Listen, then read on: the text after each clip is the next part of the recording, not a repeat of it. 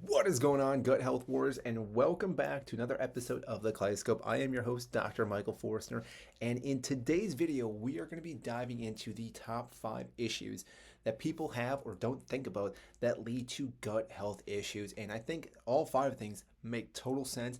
And this is something that doesn't just happen right off the bat. So if you eat some bad food one night, doesn't mean exactly you're going to have gut health issues the next day. Now, granted, you might still have some gut health issues, but these are things that happen over time and time and time again. Now, the funny thing, or at least funny to me, is that I actually had a lot of these signs when I was younger and never thought about it or thought this meant anything.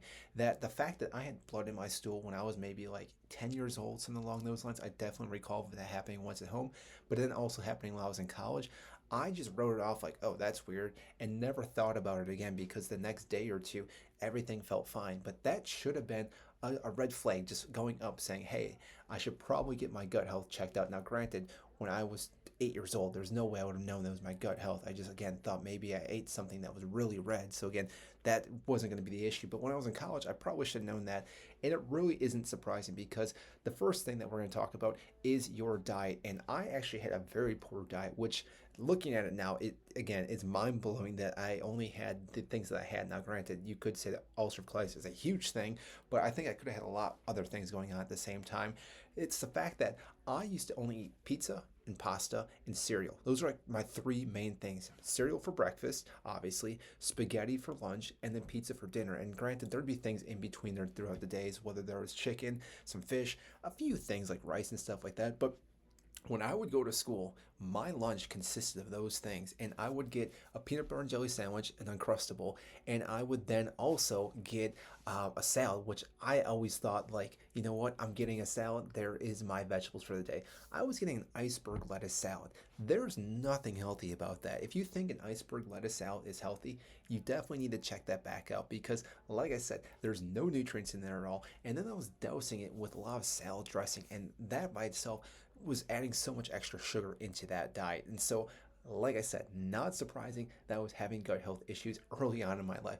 And this is the fact for a lot of people. They do not realize how what they are eating makes a huge difference because they think food in, food out. There's no difference. You're getting calories in, calories out. But that is not the case because if you were constantly eating junk food, fast food, and just fried food, you are not going to get the health benefits that you would be getting, say, from like your fruits and vegetables or some high protein quality meals. You are not going to get all that. And therefore, again, you have to make sure you're watching what you eat and tracking what you eat because, like I said earlier, it's not just going to be one bad meal or 2 bad meals. And this is going to be spanning over multiple months, if not years, before you really start seeing any health issues. And this is why a lot of people say, well, I used to eat this food. Why does it make a difference now? Well, it's the years of adding on eating the same food that led to these issues. And this is why you have to change it. And this is also why it takes a long time for these changes to happen because your body's gotten so used to that. You have to change the environment, the food you're putting in, which again will make a huge difference. Now, that all being said, what I always talk to patients too is about the food that you're eating. There's going to be these elevations of the nutrients, the supplements, everything that comes health benefits from there. You want to have a good baseline where you're at. Now, typically, if you're not eating healthy foods, or like myself, who had ulcerative colitis, you're going to be dropping below where you should be. Now, again, as you eat food, you might get back to that limit, but you're going to drop back down. So when you're really low, you want to get above and beyond that because you're going to keep dropping, but you want to get back into that nice level spot.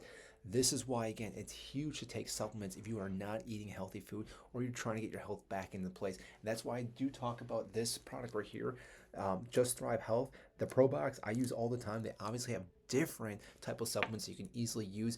If you want, you can check out the link. I'll have one down below. Use colitis at the checkout. We'll give you an additional 7%. You do not have to do that, but like I said, if you are looking to heal your gut, that is one of the things I do recommend for the most part. So number one, being what you're eating makes a huge difference.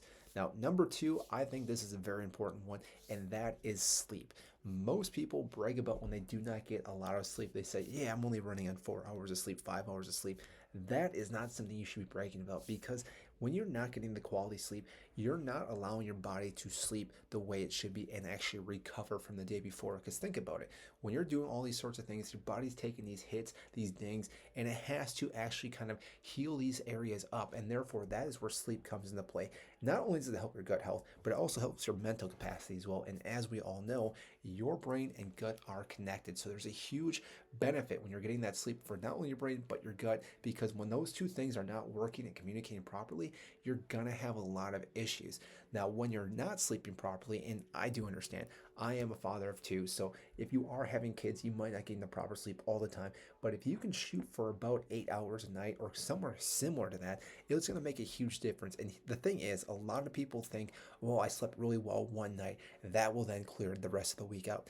That is not how that works either. I wish it was the case, but you actually need to get multiple nights of good quality sleep to again recover from those areas. Now, again, if you're already getting good sleep, great. But if you are really just driving off 4 or 5 hours and a lot of coffee, you need to spend multiple nights getting that proper sleep and getting your body back to being fully fit.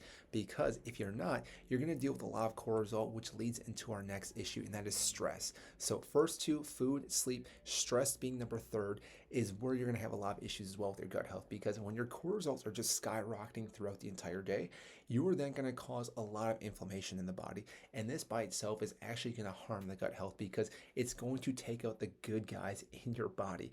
And therefore, again, the bad bacteria will keep thriving and really start leading to issues. So whether it's IBD, IBS, ulcerative colitis, Crohn's disease, the list goes on for any autoimmune disease issues. So again, you have to really maintain your stress.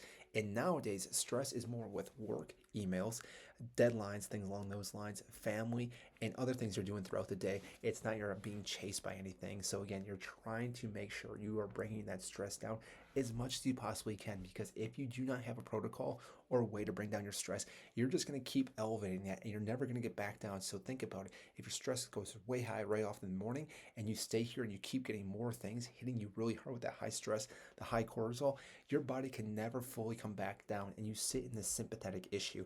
And like I said, that's not going to help you rest and digest. It's not going to help you digest your food. And like I said, you're not going to get all the nutrients from that. And therefore, like I said, it's going to have long-term effects. So it might be okay to have stress every now and then, again, from work, family, friends, whatever you're doing. But like I said, if it's constant throughout your entire day, throughout your entire week, your month, you're going to have a lot of health issues with that. Now, number four, this one I always say there's a time and place for it. So again, medication is a big thing that can lead to gut health issues. Now, why I say that though is because of antibiotics. Now, antibiotics, again, play a huge role in our health benefit when we're having a major crisis going on. I'm grateful for them when I had my ulcerative colitis. But the thing is, if you are on them for an extended period of time, they do not know what's good and what's bad in your gut health. They are just wiping out everything in your gut, which, like I said, can be a good thing or bad thing.